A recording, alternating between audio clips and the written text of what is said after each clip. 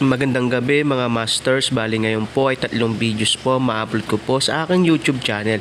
Tama nga mga masters, 3 videos nga po ma-upload ko po. Yon, what's up mga masters? Nandito na naman tayo sa panibagong araw, panibagong kabanata na naman ang pagsasama-samahan natin ngayon guys.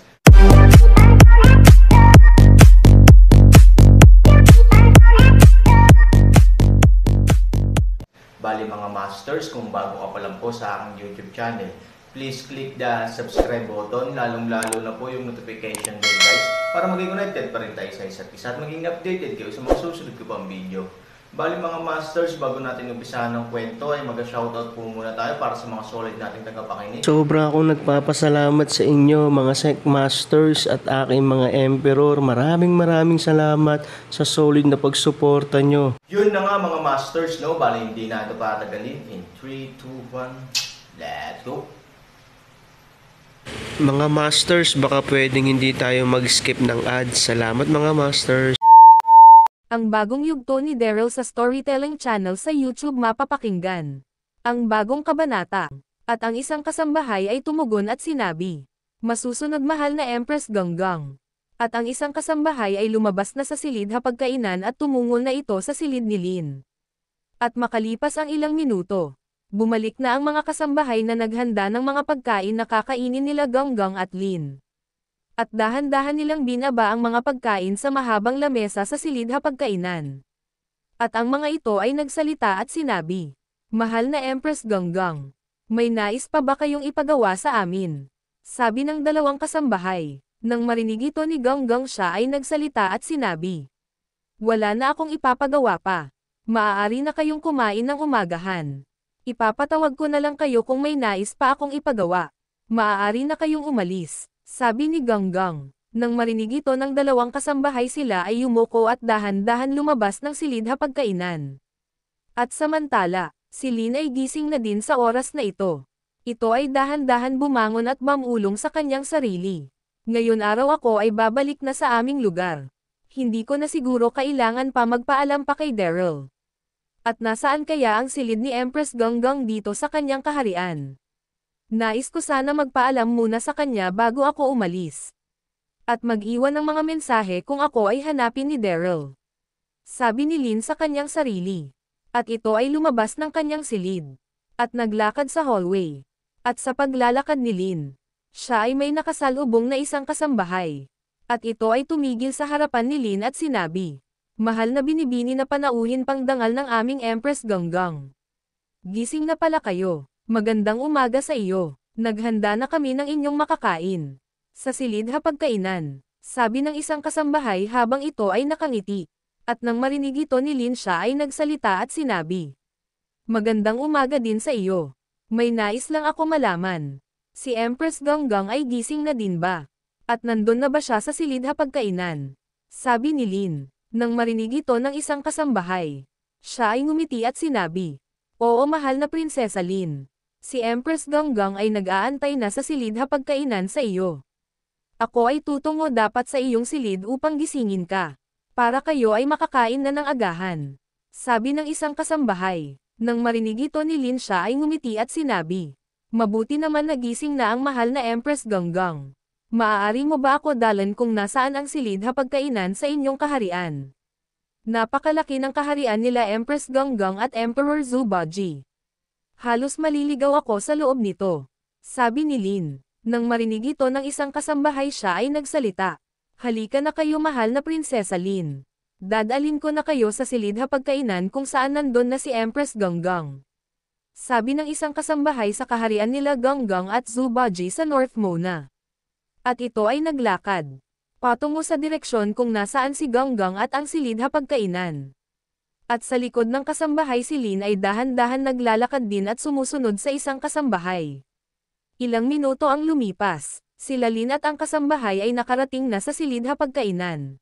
At sa pagpasok ni Lin sa silid hapagkainan, nakikita niya si Ganggang na nakaupo sa mahabang lamesa. At si Lin ay yumuko at sinabi, "Magandang umaga mahal na Empress Ganggang." At nang marinig ito ni Ganggang, siya ay tumayo sa pagkakaupo at ito ay bumati din at sinabi, "Magandang umaga din Prinsesa Lin. Halika at sabayan mo na ako kumain." Ang aking asawa ay hindi pa nakakabalik at nasa imperyo pa siya ng Westrington. Kung saan ang imperyo ni Daryl? Sabi ni Ganggang. Nang marinig ito ni Lin siya ay ngumiti at dahan-dahan umupo sa mahabang lamesa. At si Lin ay nagsalita at sinabi, "Mahal na Empress Ganggang, ako ay babalik na ngayon sa aming mundo at sa aming lugar. Kailangan ay makabalik na ako sa aming palasyo sa madaling panahon." Sabi ni Lin. Nang marinig ito ni Ganggang, siya ay nagsalita at sinabi, "Prinsesa Lin, kung ganun ikaw ay babalik na muna sa imperyo ng Westrington. Kung nasaan si Daryl, akala ko ay madami pa tayong araw na makakapagkwentuhan. Huli na pala ang araw na ito." Sabi ni Ganggang, "Sana ay makabalik pa kayo ulit ni Daryl sa mundo na ito sa madaling panahon. Kung ikaw ay hindi abala sa inyong kaharian, sana ay makabalik ka sa aking imperyo dito sa North Mona upang ikaw ay aking masamahan sa iba't ibang lugar na aming nasasakupan. Napakadaming magandang lugar dito sa North Mona, na talaga natitiyak ko na magugustuhan mo. Sayang naman hindi ko muna pala ito mapapakita sa iyo. Dahil kailangan nyo nang umalis ni Daryl sa mundo naming mga tao at bumalik sa mundo nyo. Mag-iingat kayo ni Daryl sa inyong pagbalik sa inyong mundo at sa inyong kaharian ng lahing elf."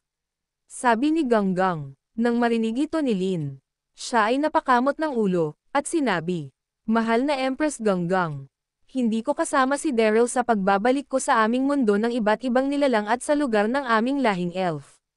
Hindi ko na maaantay na matapos lahat ni Daryl ang kanyang nais gawin sa inyong mundo bago bumalik sa aming mundo. Nais ko sana mag-iwan ng mensahe para kay Daryl kung sakaling siya ay naparito sa inyong imperyo. Upang ako ay hanapin. Kagabi lang tayo ay umalis sa imperyo ni Daryl nang walang nakakaalam. Nakakatiyak ako ngayon o sa paggising ni Daryl ay tayong dalawa ay hinahanap na. Lalo na si Emperor Zubaji." Sabi ni Lin. Nang marinig ito ni Ganggang, siya ay nagsalita, "Kung ganun hindi mo talaga makakasama si Daryl sa pagbabalik sa mundo ng iba't ibang nilalang na iyong mundo. Hindi ba mapanganib sa iyo kung ikaw lang mag-isa ang babalik sa mundo nyo ng iba't ibang nilalang patungo sa lugar nyo ng lahing elf?" Sabi ni Ganggang. At si Lin ay ngumiti at sinabi, "Huwag kang mag-alala Empress Ganggang. Magiging ligtas ako sa pagbabalik ko sa aming lugar. At huwag kang mag-alala. Dadaan ako sa lagusan na aming dinaanan ni Daryl patungo sa mundo niyong mga tao. At sa dulo ng lagusan na iyon, ito ay nasa aming nasasakupan. Kaya wala ka dapat ipag-alala mahal na Empress Ganggang." Sabi ni Lin nang nakangiti. Nang marinig ito ni Ganggang siya ay nagsalita at sinabi, "Kung ganun, sana ay mag-iingat ka ng doble mahal na Prinsesa Lin. Ano pala ang nais mong iwan na mensahe na dapat kong sabihin kay Daryl?"